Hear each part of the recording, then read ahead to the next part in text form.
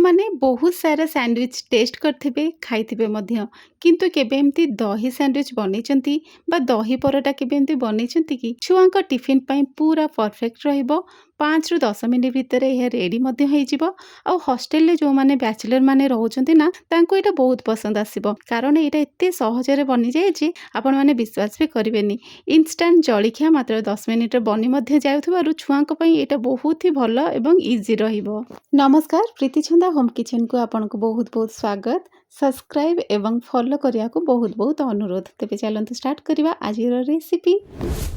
ତେବେ ଏହି ଦହି ସ୍ୟାଣ୍ଡୱିଚ୍ ପାଇଁ କ'ଣ କ'ଣ ସବୁ ଦରକାର ଆବଶ୍ୟକ ସାମଗ୍ରୀ ମୁଁ କହିଦେଉଛି। ଗାଜର, ଧନିଆ ପତ୍ର, ପିଆଜ, ବିଟ୍, କ୍ୟାପ୍ସିକମ୍, ଧଳା ରାଶି, କଳା ଜିରା ଏବଂ 1 କପ୍ ଦହି। ଭେଜିସ୍କୁ ମୁଁ ପତଳା ପତଳା କରି କାଟି ନେଇଥିଲି। ଏବେ 1 କପ୍ ଦହିକୁ ନା ଆମେ କ'ଣ କରିବା, ଗୋଟେ ବାଉଲରେ ଆଡ଼୍ କରିନେବା। ସାମାନ୍ୟ କିଛି ପାଣି ଦେଇକି ଏହାକୁ ଭଲ ଭାବରେ ଫେଣ୍ଟିବା। ଦହିଟା ଆମେ ଯେତେ ଫେଣ୍ଟିବା ନା, ଆମ ଦହିଟା ସେତେ ଫ୍ଲଫି ହେବ ଏବଂ ଗୋଟେ କ୍ରିମି ଟେକ୍ସଚର୍ ଆସିଯିବ, ଯେଉଁଟାକି ଆମର ସ୍ୟାଣ୍ଡୱିଚ୍ ପାଇଁ ଏବଂ ଦହି ପରଟା ପାଇଁ ପୁରା ପରଫେକ୍ଟ ରହିବ। ମାତ୍ର 30-40 ସେକେଣ୍ଡ ଭଳିଆ ଆମେ ଏମିତି ଫେଣ୍ଟି ନେବା। ଗୋଟେ ପିଞ୍ଚ ଆମେ ଦେବା ଏଥିରେ ଆମର ହଳଦୀ ଗୁଣ୍ଡ, ଲଙ୍କା ଗୁଣ୍ଡ ଦେବା।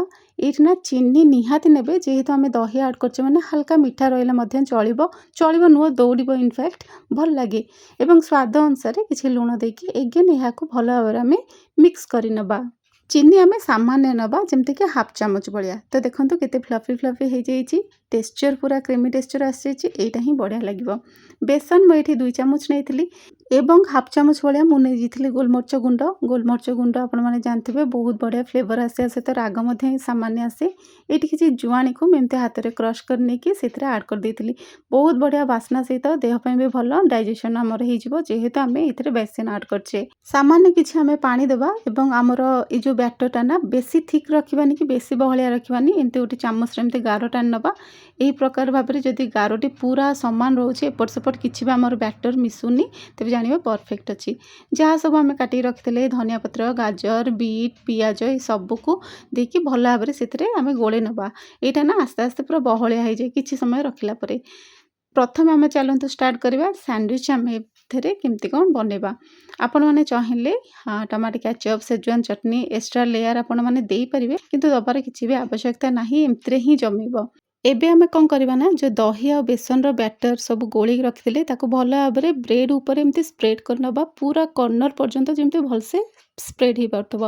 ଏବଂ ତା ଉପରେ ଆମେ ପକାଇଦେବା କିଛି ଧଳା ରାଶି ଏବଂ କଳା ଜିରା, ଏସବୁ ପକାଇଦେବା। ବହୁତ ବଢ଼ିଆ ବାସ୍ନା ଆସେ। ଆପଣମାନେ ଚାହିଁଲେ এই ଷ୍ଟେଜ୍ରେ କସୁରୀ ମେଥି ମଧ୍ୟ ପକାଇ ପାରିବେ। ଏବଂ ଆମେ କ'ଣ କରିବା ନା, ଯେଉଁଟା ଆମର ପିଠା, ଯେଉଁଥିରେ ଆମେ ମାନେ ପରଟା ପିଠା ସେଇଟା କରୁ, ସେଇ ତାୱା ନେବା। ଯଦି ଆମେ ରୁଟି ବାଲା ତାୱା ନେବା ନା, ଏଇଟା ଲାଖିଯାଏ। ତେଣୁକରି ଯେଉଁଟାରେ ପରଟା କିମ୍ବା ଆମର ପିଠା, ଚକୁଳି ପିଠା ହୁଏ, ସେଇ ତାୱା ହିଁ ଆମେମାନେ ନେବା।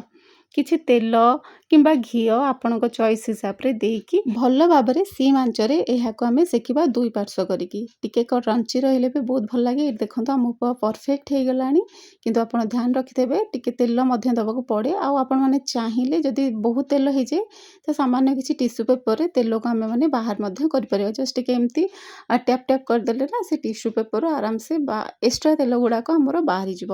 ଏମିତି ଥରେ ନିହାତି ଭାବରେ এই ସ୍ୟାଣ୍ଡୱିଚ୍ ବନାନ୍ତୁ। ଆପଣମାନେ ଯେବେ ନିଜେ ଖାଇବେ ଜାଣିପାରିବେ କେତେ ଟେଷ୍ଟ ଲାଗେ। ଛୁଆଙ୍କ ଟିଫିନ୍ ପାଇଁ ଫଟାଫଟ ହେଇଗଲା। ଛୁଆଙ୍କୁ ମଧ୍ୟ ଏଇ ଜଳଖିଆଟା ନା ବହୁତ ହି ପସନ୍ଦ ଆସିବ। ତା ସହିତ ବହୁତ ହେଲ୍ଦି ମଧ୍ୟ ରହିଛି।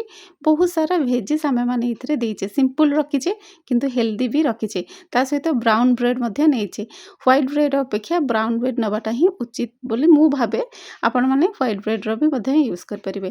ତ ଆମର ଏଇଟା ତ ବ୍ରେଡ଼୍ରେ ଆମର ଏଇଟା ରେସିପି ଆମର ରେଡ଼ି ହେଇଗଲା, ଦହି ବ୍ରେଡ଼୍। ତ ଆପଣମାନେ ଚାହିଁଲେ ଯେଉଁ ସେପ୍ର ଚାହିଁବେ କାଟିପାରିବେ, ଟ୍ରାଙ୍ଗେଲ୍ ସେପ୍ର ହଉ କି ଯାହା ବି ଆପଣଙ୍କର ପସନ୍ଦ। କିନ୍ତୁ ମୋତେ ପର୍ସନାଲି ନା, ଏ ସ୍କୋୟାର ସାଇଜ୍ର ହିଁ ମୋତେ ବହୁତ ଭଲ ଲାଗେ। ଖାଇବାକୁ ବହୁତ ହି ମଜା ଆସିଯାଇଥାଏ ଏବଂ ଏକଦମ ନରମ ଥାଏ। ଆପଣମାନେ ବିଶ୍ୱାସ ବି କରିପାରିବେନି, କିଛି ଚିଜ୍, ପନିର କିଛି ଆବଶ୍ୟକତା ହିଁ ପଡ଼ିବନି, କି କ୍ୟାଚଅପ୍ର ତ କିଛି ବି ଆବଶ୍ୟକତା ପଡ଼ିବନି। ଏଇଟା ତ ହେଇଗଲା। ଏବେ ଚାଲନ୍ତୁ ଆମେ ବନେଇବା ରୁଟିରେ। ରୁଟି ଆପଣଙ୍କର ଗୋଟେ ବହୁତ ବଢ଼ିଆ ଜିନିଷ ହେଉଛି, ଆପଣମାନେ ବାସି ରୁଟିରେ ମଧ୍ୟ କରିପାରିବେ ଏବଂ ସଜ ରୁଟିରେ ମଧ୍ୟ କରିପାରିବେ। ତ ଚାଲନ୍ତୁ ମୁଁ ସଜ ରୁଟିରେ ଆଜି କରିକି ଆପଣମାନଙ୍କ ସାଙ୍ଗେ ସେୟାର କରୁଛି। ଗ୍ୟାସ୍ ଅଫ୍ କରିଦେବେ। ତାୱାରେ କ'ଣ କରିବା ନା, ରୁଟିକୁ ଏମିତି ରଖିବା। ସେ ସବୁ ଯେଉଁଟା ମିଶ୍ରଣ ଆମେ ପ୍ରସ୍ତୁତ କରିଥିଲେ ଦହିର, ସେସବୁ ମିଶ୍ରଣ ଆମେ ଯେଉଁଟା ପ୍ରସ୍ତୁତ କରିଥିଲେ ଦହିର, ସେସବୁକୁ ଆମେ ଭଲ ଭାବରେ ରୁଟି ସାରା ପୁରା ସ୍ପ୍ରେଡ୍ କରିନେବା। ସବୁ ଭଲସେ ଯେମିତି ଆମର ସ୍ପ୍ରେଡ୍ ହେଉଥିବ। ତାପରେ ଆମେ କ'ଣ କରିବା, ଗ୍ୟାସ୍ ଅନ୍ କରିବା ଏବଂ ସେଇଥିରେ ଏଗେନ୍ ଯେମିତି ଆମେ ପାଉରୁଟିରେ ଧଳା ରାଶି ପକାଇଥିଲେ, କଳା ଜିରା ପକାଇଥିଲେ, ଆପଣମାନେ ଚାହିଁଲେ ବି ଏ ଷ୍ଟେଜ୍‌ରେ ଧନିଆ ପତ୍ର ସହିତ ପୋଦିନା ପତ୍ର ମଧ୍ୟ ପକାଇ ପାରିବେ ଏବଂ ସବୁଆଡ଼େ ହାଲକା ହାଲକା କିଛି ଆମେ ତେଲ ଦେଇକି ଏହାକୁ ଆମେ ସେକି ନେବା। ଏପଟ ସେପଟ କରି ଭାଜିବା ଦ୍ୱାରା ଆମର କ'ଣ ହୁଏ, କ୍ରଞ୍ଚି ସହିତ ସଫ୍ଟ ମଧ୍ୟ ରହିଥାଏ। ଏଇଠି ଆମର ପ୍ରସ୍ତୁତ ହେଇଗଲା ଦହି ରୁଟି। ବହୁତ ଭଲ ଲାଗେ, ରୋଲ୍‌କୁ ପୁରା ଟକ୍କର ଦେଇଦେବ। ଛୁଆଙ୍କୁ ଆପଣ ଥରେ ନିହାତି ଖାଇବାକୁ ଦିଅନ୍ତୁ, ସେମାନେ ଡେଫିନେଟଲି ଏଇଟା ପସନ୍ଦ କରିବେ ଆଉ ଦେହ ପାଇଁ ମଧ୍ୟ ପୁରା ହେଲ୍ଦି। ଏହାକୁ ଆପଣମାନେ ଚାହିଁଲେ ରୋଲ୍ ସେପ୍‌ର ମଧ୍ୟ ଆକାର ଦେଇଦେବେ, ଯେଉଁଟାକି ଛୁଆମାନେ ବହୁତ ଇଣ୍ଟରେଷ୍ଟିଂ ସହିତ ଖାଇବେ। ମୁଁ ପୁଅକୁ ଏମିତି ଦେଇକି ତାକୁ ସ୍କୁଲ ଟିଫିନ୍‌ରେ ମୁଁ ମ୍ୟାକ୍ସିମମ୍ ସମୟ ଏଇଟା ହିଁ ଦେଇଥାଏ। ତ ଆଶା କରୁଛି ଆଜିର ରେସିପି ଆପଣଙ୍କୁ ବହୁତ ପସନ୍ଦ ଆସିଥିବ। ଯଦି ପସନ୍ଦ ଆସିଥିବ ପ୍ଲିଜ୍ ଚ୍ୟାନେଲକୁ ସବସ୍କ୍ରାଇବ୍ କରିବେ। ଫେସବୁକରେ ଦେଖୁଥିଲେ ଫଲୋ କରିବାକୁ ଅନୁରୋଧ। ତେବେ ରହିଲି, ପୁଣି କିଛି ନୂଆ ଜଳଖିଆ ସହିତ ଅଥେଣ୍ଟିକ୍ ରେସିପିରେ ଦେଖା ହେବା। ରହିଲି, ନମସ୍କାର, ଜୟ ଜଗନ୍ନାଥ।